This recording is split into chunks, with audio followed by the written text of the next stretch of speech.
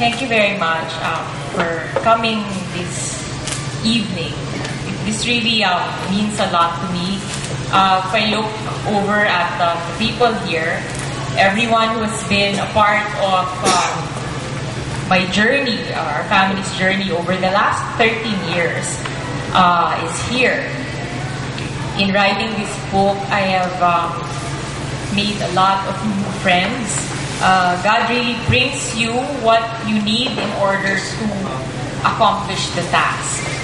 The book actually has been gestating in my head for, I guess, 12 years, since soon after Miggy died, but it was only really completed over the last 2 or 3 years. And I think timing is essential because I couldn't have done this earlier because I did not know also a lot of the moms who are in the book. So I would just like to read a part of the epilogue that I wrote in the book. A lot of people were asking, why is the title Between Lost and Forever? So here's the answer. Will you be with me forever? That was the last question my son asked me. I just like to cry.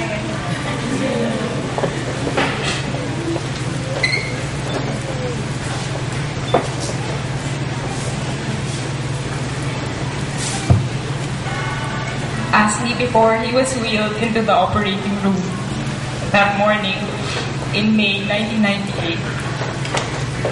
I did not make much of his question at that time, but the moment remained so vivid because it was the last time I would ever see him awake. He had asked me through sobs, and I replied that yes, I would be there all the way to forever. So I guess this book is partly an answer to that question that he threw me 13 years ago. The research in this book and all the work that I have done over the last 13 years in the field of children's health advocacy, grief education, and counseling have all been in response to that promise that I made my son that morning in May 1998. There is a line from the Tagalog hymn written by Father Manoling Francisco, Hindi Kita Malilimutan.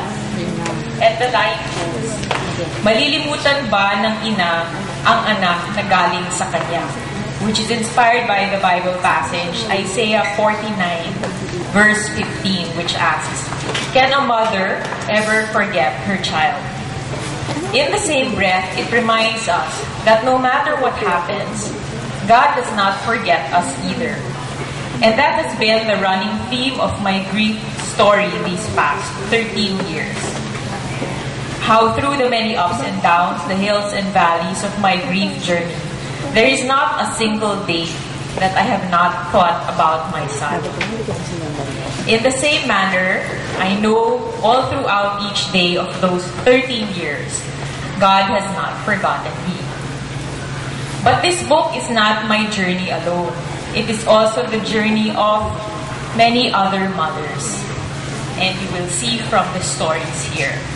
It is the journey of Tita Alice Honasan and Mel Honasan and Tita Thelma Arceo and her son Ferdy. They both lost their sons in the early 70s. They were bright young men at the prime of their lives who died for what they so passionately believed in. I think the timing is uncanny that we should launch this book. When I was thinking of what I was going to say this evening, I remembered the 19 young men who lost their lives in Basilan very recently. They all have mothers. That was really very, very heartbreaking. So I hope in some way, maybe when their grief subsides, they too can learn or find comfort from the stories in this book.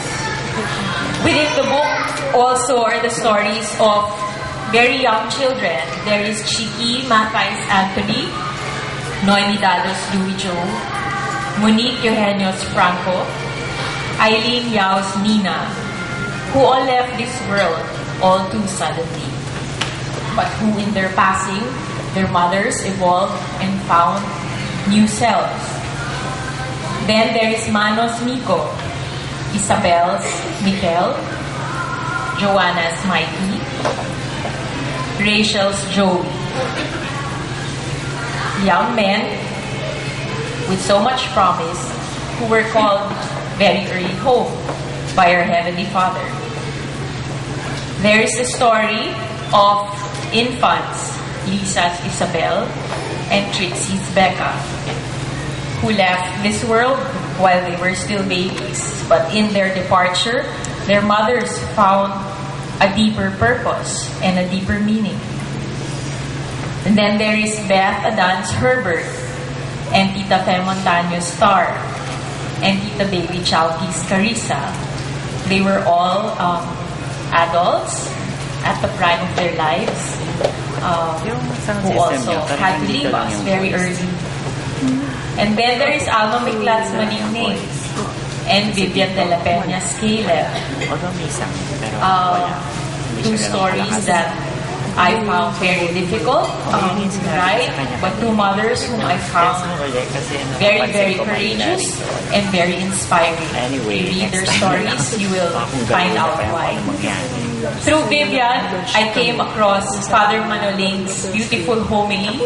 It is a homily that he delivered at one of the masses that was held in Caleb's memory. And there he spoke, he delivered a very beautiful message for parents who had lost their children through suicide. And then there is a beautiful piece by Albert who writes how a father feels after he has lost a much loved and only son.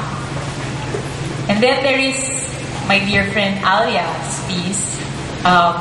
She writes about her recollections of Mel and her two other brothers who have gone on.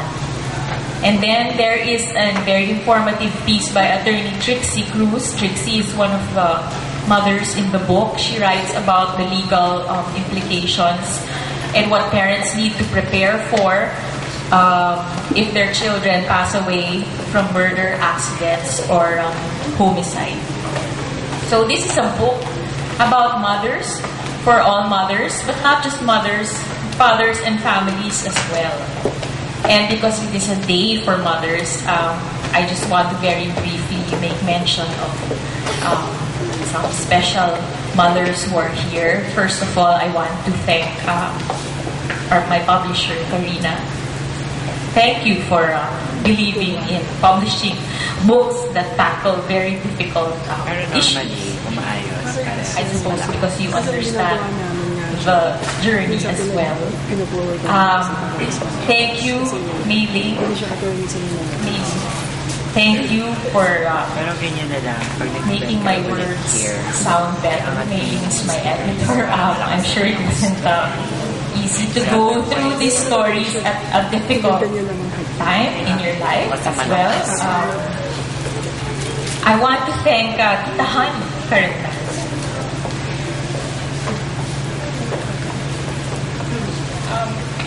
Tita Hani is like a second mom. She has journeyed with me very closely over the last few years. Thank you so much. And of course, I have to thank my mom, whose courage and resilience taught me my own courage and resilience and everything that I know about motherhood. She controls her tears better than I do. So, thank you, Mom. After I speak, there's going to be a short video where you will see all the moms and the children who were featured in the book. And because we are a family affair here, the video, not a video, it's more like a slide presentation, was put together by my daughter, Pia, who is taking the pictures over there. She's Miggy's sister. There is a beautiful song that accompanies the video, which was music and lyrics written by a dear friend who is like a sister to me, Marisa, who introduced me to music therapy. And the song that you will hear was sung by one of the sisters of the children in the book, Banawen Niklat. She's the younger sister of Maningning Niklat. So it's really all in the family. So it's a book, again, not just for bereaved mothers, I believe. But for everyone who cares about anyone who has lost a loved one, or for anyone who has, all of us have lost loved ones at some point in time. So I would like to, end with a quote by the Buddhist teacher Thich Nhat Hanh, who said, "The best that we can do for those who have died is to live in such a way that they continue beautifully in us." This, I believe, is what all the mothers in this book have done, or are trying to do, or continuing to do. It is an ideal that anyone who has ever lost a loved one must aspire to live by. And so as we rejoice in our sorrows and continue to miss our children, we thank the Lord above for the cracks that are in our lives. For it is through the cracks that His light gets in. And flawed though our lives may be, we are all better and brighter under the light of His amazing grace. Thank you very much.